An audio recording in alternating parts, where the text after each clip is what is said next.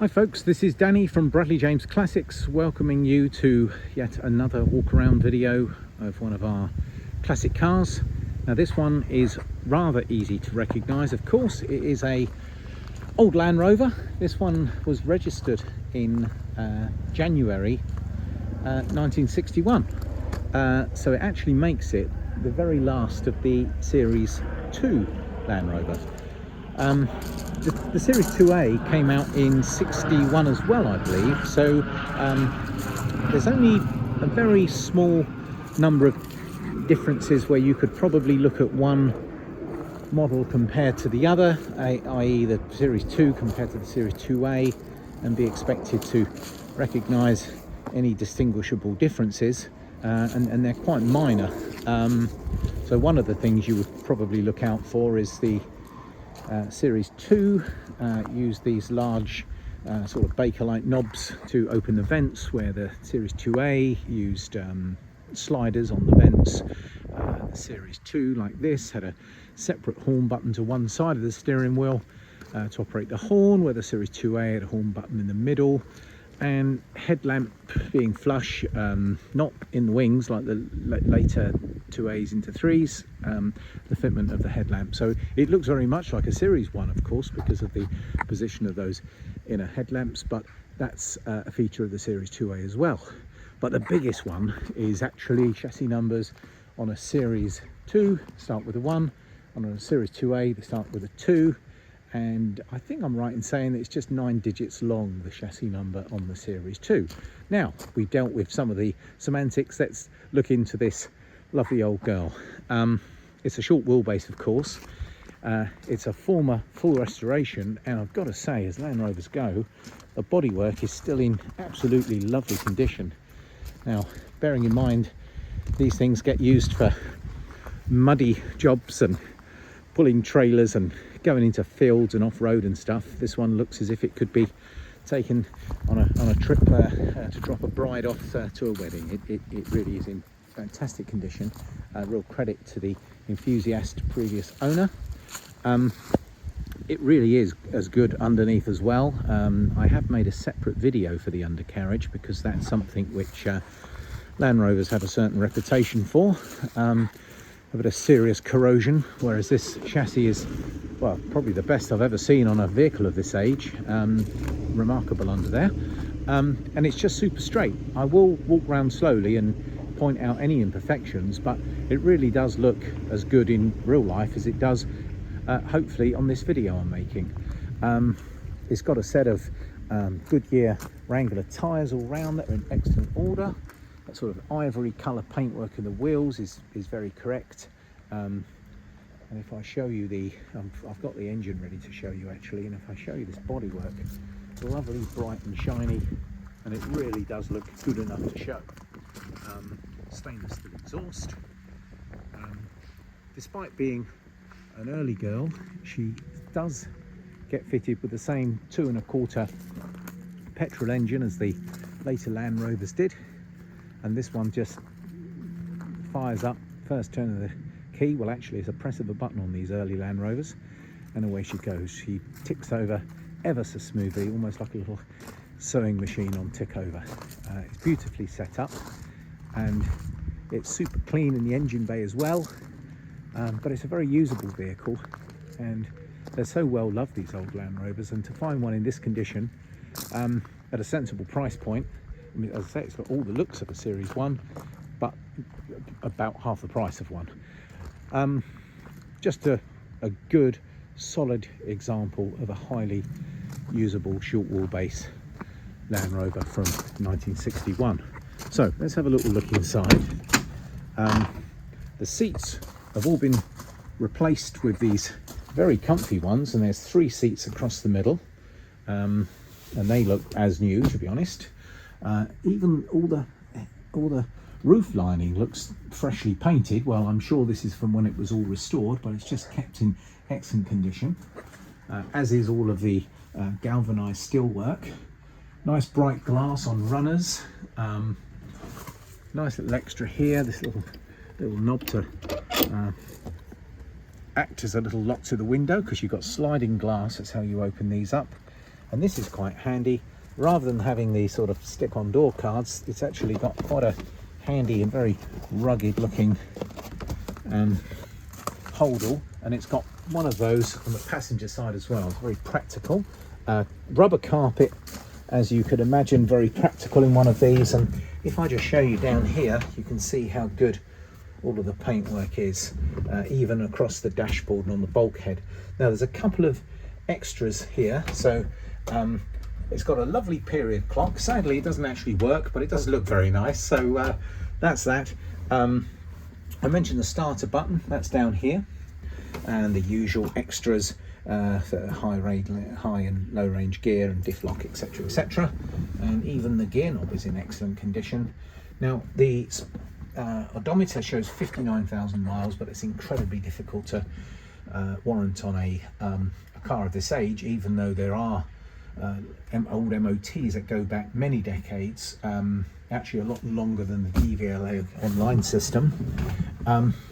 Now, you know, I told you about these those Bakelite knobs. So that's, can you see the way that opens and shuts using the knob? And later 2A had like a sliding vent handle here. And you know, I mentioned to you an offset knob for where the horn is.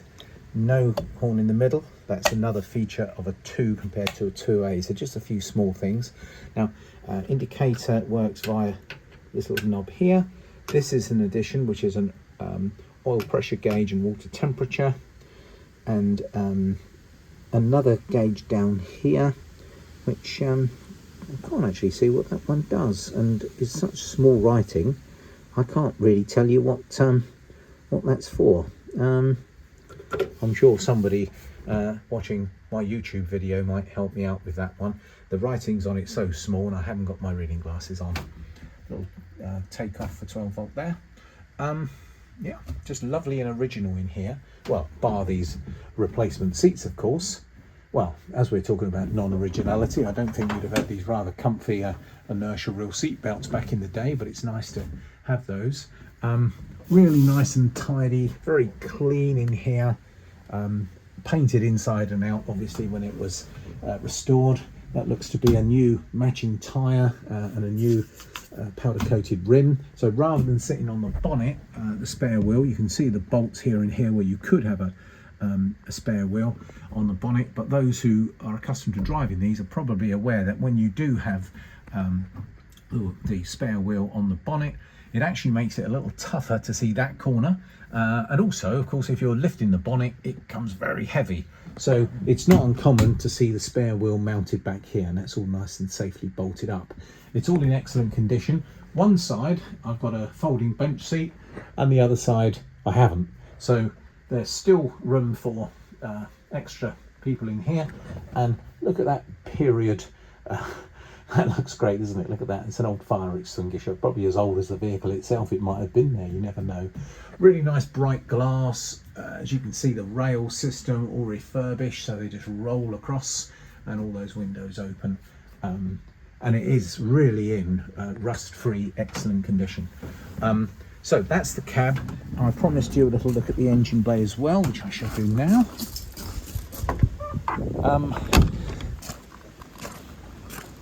Now, when I make these videos, I have to depend on trying to do this with one hand. So on the Land Rover, I'm going to swap hands here. I'm going to show you, you push this guy over, and that allows you to lift the bonnet. Now, if I can do that with one hand, I'll do my best. There we are. And then this little bracket here comes forward and it holds. There we are. Now, here we are. Bulkhead, excellent condition. Here we have battery mounted in the front here, and that's that 2.25 petrol engine. This one doesn't have, this is what this bracket's for. Originally they had quite a large cylindrical air filter here. This one's got a very fat pancake filter, and that looks like a Weber carburetor. Probably not a bad option compared to the old Solex carbs that these early cars were fitted with. And actually the recent oil change, you can actually see down there the filters pretty much brand new, painted up engine. And I'm just literally just showing you around so you can see that she is lovely and sound underneath the engine bay. Plastic replacement, which I think you can forgive, and that's a 12-volt pump there for the washer jets. That looks quite a newish dynamo down there, and I'm just hopefully showing you the condition of the bulkhead, and you can see all these inner wings are all in really nice condition as well. So very nice underneath the bonnet. Let's show you this panel, which is always a bit of a favourite for repairs, and that's all solid. The bonnet itself is really nice and dent free, as is the near side front wing, and all these wheels are powder coated. There's a separate video that shows you the undercarriage. You can see this door is ever so straight, as is this sill. We've got a fold down step here, which is quite handy for those who struggle to step in and out of Land Rovers. And you can see that door is ever so straight, as is this rear panel. Really excellent roof area. First class, possible exaggeration, but I can see where they're coming from. Great rear cross member, an adjustable tow bar. There's even a little tow bar on the front, I've noticed, bolted to the front. Some proper Land Rover mud flaps, 3 letters and 3 numbers, so a great correct period correct number plate on the back, which looked great. Betty Boop on there for some reason, but there we are. I think I mentioned to you that tyre is in the back spare wheel, and that's correctly bolted up. This side, this folds up, and this is just a more like a bulkhead thing, and I think I mentioned that fire extinguisher that looks as old as the vehicle. Rubber mat in the back, very sound underneath here, and there's the inertia reel seat belts either side. So super clean and tidy, very practical. And you have a look at the condition of that door inside and out. Oops, that's very good.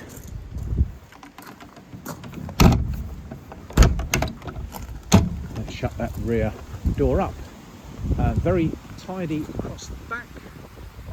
All the galvanised work, very good. You can just see a bit of stainless steel exhaust poking out there. Lovely condition on this rear panel, and this lower sill panel. The door tops as good as the bottom, lovely and shiny, and this front offside wing in excellent order too, as is the front panel and galvanised front bumper, and there's the tow bar I mentioned to you. So super straight and tidy. The grill in good condition, and there's those headlamps. They've got normal bulbs in, no halogen there, because you probably would have noticed it had just a dynamo. Handy little things here. This is mirrors which are mounted here. They look period correct in regards to it's very common to see them bolted up here rather than sticking out as wing mirrors. Little things, correct steering wheel. These motors here, often these are the proper metal ones. Often they get replaced. They do sell aftermarket plastic ones, and it's great to see the original parts being used. It all looks really good in here. Such a solid performer on the road. Excellent suspension. You'll see it's got some nice beefy shock absorbers. Very sound with the chassis as well. Everything works. It drives ever so well, and I think, I'm not sure I'm not in gear, and it doesn't take much to get these started. That's the ignition, and there's a starter button here, and that's her starting and running, and a little brake. So a very quick starting demo for you, but still we've managed to incorporate it into our video.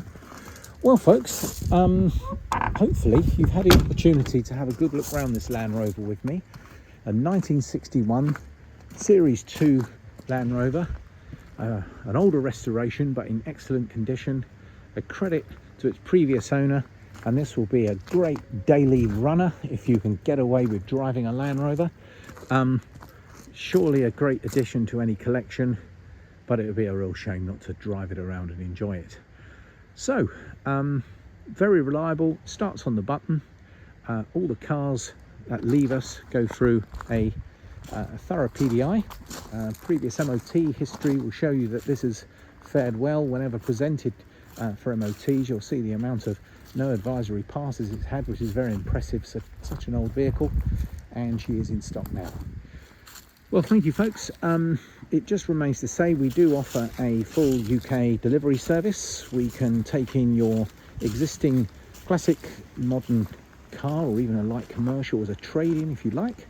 We try very hard to facilitate a deal with a trade-in if that's what needs to happen. We do understand Land Rovers very well. We do have our own workshops here. We also own a garage where we repair classic cars for a living.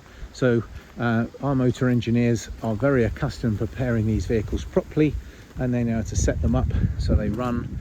But when they get to you, they're ready to go. If you would like to come and have a look at this car, take her for a run. If you have any other questions, please get in touch via the usual channels and we'll be delighted to help you. Well, this is Danny at Bradley James Classics signing out. Thanks folks.